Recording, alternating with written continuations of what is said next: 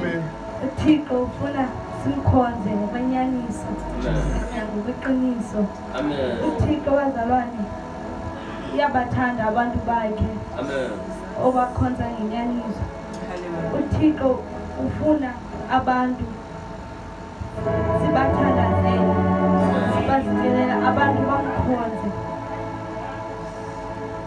Laba basezithaveni abazenzanga ukuba basezithaveni, uSathane udlala ngabo.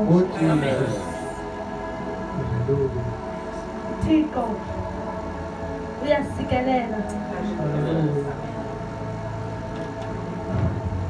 Yes, Jesus. Baninzi abantu abamnqwenelayo uThixo babesezibomini babo abakwazi qha uSathane ubabambile. Amen.